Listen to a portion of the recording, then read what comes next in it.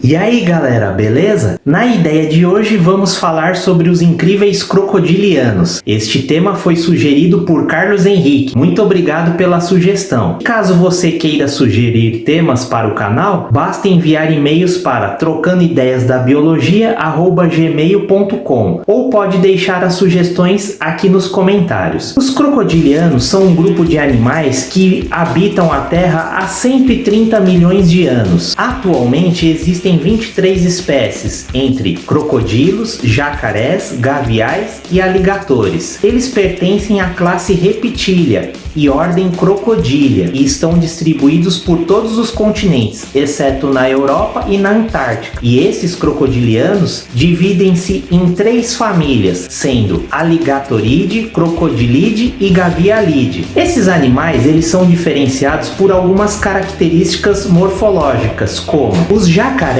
possuem o focinho largo e arredondado, pertencem à família Alligatoridae e o quarto dente da mandíbula inferior só é visto quando o animal está com a boca aberta. O jacaré é um animal nativo do Brasil e aqui nós temos 6 espécies. Os crocodilos têm o focinho mais estreito e em formato de V, pertencem à família Crocodilidae e o quarto dente da mandíbula inferior sempre está exposto, mesmo quando o animal está com a boca fechada, e existem 14 espécies de crocodilos. Os aligatores pertencem também à família Alligatoridae, existem 2 espécies e eles têm a cabeça curta e o focinho largo e arredondado, que é o parente mais próximo do jacaré. Já os gaviais, eles têm o focinho muito estreito e longo, isso me indica que ele é um animal piscívoro, ou seja, se alimenta apenas de peixes. Nós só temos uma espécie de gavial que pertence à família Gavialidae. E lembrando que no Brasil nós não temos nem crocodilos e nem gaviais. Os crocodilos possuem válvulas nasais e palatais, e essas estruturas permitem que não entre água nas vias respiratórias, principalmente quando o animal está submerso na água. Isso permite que eles tenham uma respiração aérea eficiente quando as narinas estão para fora da água, ou pela boca quando os animais encontram-se completamente submersos. Todos os crocodilianos possuem uma película transparente que reveste os órgãos da visão. Essa película atua como uma terceira pálpebra e esta película é conhecida como membrana nictitante, que auxilia os animais durante a caça e os ajuda nas atividades subaquáticas, funcionando como uma espécie de óculos de natação. Esta membrana nictitante que os crocodilianos possuem, ela se movimenta sempre no sentido horizontal. Os crocodilos, eles possuem uma audição que vai de uma frequência de 100 a 6.000 Hz. Eles possuem poros sensoriais que estão localizados nas maxilas, que nada mais são do que terminações nervosas que detectam vibrações e movimentos na água, e isso ajuda eles principalmente nas atividades de caça. Eles possuem dentes cônicos e esses dentes são sempre trocados ao longo da vida do animal. Já as mandíbulas são fortes e poderosas ao ponto de, quando se fecham, conseguem esmagar facilmente uma carapaça de uma tartaruga, o crânio de um porco ou até mesmo de qualquer outro animal. O estômago desses animais possui enzimas digestivas que ajudam a digerir ossos, cascos e estruturas rígidas das presas capturadas. E os crocodilos possuem um comportamento que é conhecido como giro da morte, que é quando eles capturam suas presas e giram em torno do próprio corpo, isso para ajudar a despedaçar essas presas. E agora uma outra curiosidade, só que sobre os jacarés, é com relação ao seu ângulo de ataque, que ocorre sempre de forma lateral, ou seja, o animal movimenta a cabeça ou para o lado direito ou para o lado esquerdo quando vai atacar. Já a cauda, para todos os crocodilianos, serve como uma defesa contra eventuais ameaças e também auxiliam os animais na natação. O corpo de todos os crocodilianos é revestido por escamas de formas e consistências diferentes, sendo escamas mais macias na parte ventral do animal e mais pontiagudas na cauda. Já na parte do dorso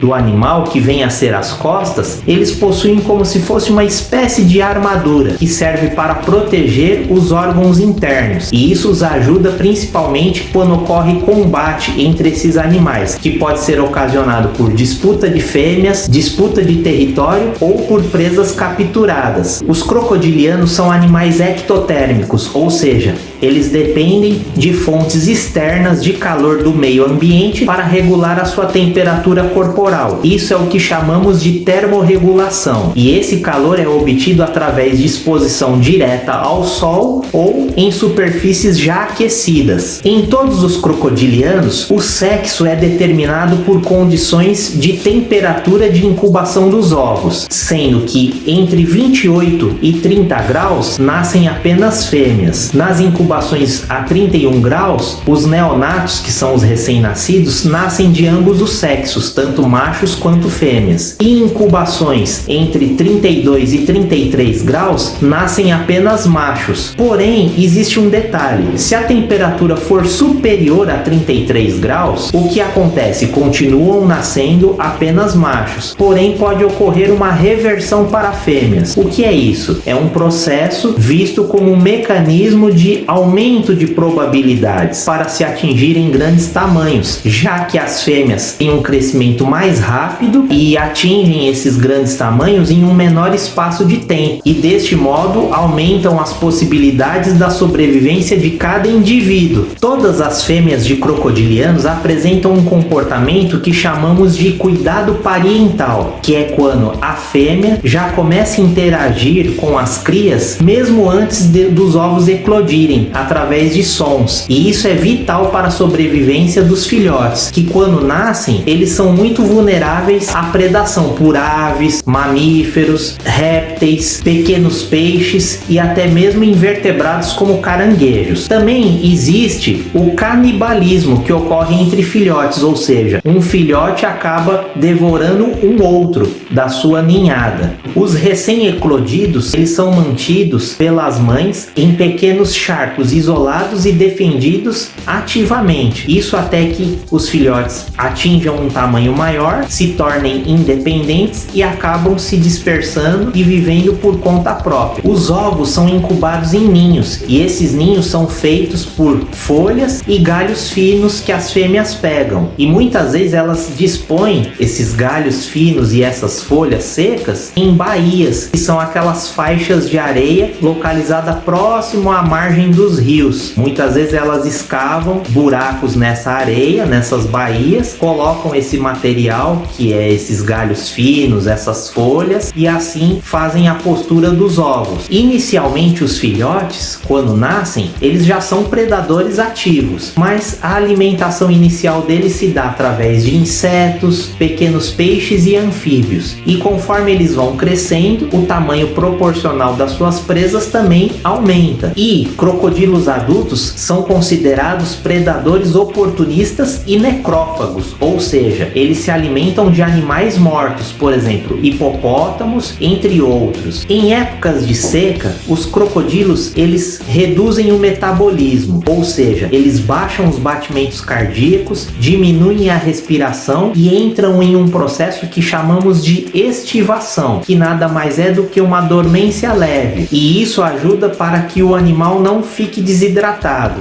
e gaste pouca energia. E essa estivação dura em torno de 4 meses. Lembrando que os processos de hibernação e estivação são completamente diferentes. Na hibernação, os animais ficam em inatividade e sonolência completa, e quando são acordados, eles demoram horas para se reestabelecer. Já no processo de estivação, é como eu disse, é uma sonolência leve. Então, caso o animal seja acordado, o estado psicológico dele, para voltar ao normal, isso acontece de forma rápida, no máximo em 10 minutos. Para que esse vídeo não fique muito longo, eu vou fazer ele em 2 partes, e no próximo vídeo eu vou mostrar as 23 espécies com imagens de todos os crocodilianos, suas respectivas famílias e informações adicionais. Espero que tenham gostado, e você que ainda não se inscreveu no canal Trocando Ideias da Biologia, inscreva-se. Inscreva-se, clique no sininho para sempre ser avisado sobre as novas postagens. Dê o seu like, deixe comentários e compartilhe. Acompanhe também as redes sociais, facebook.com/Trocando Ideias da Biologia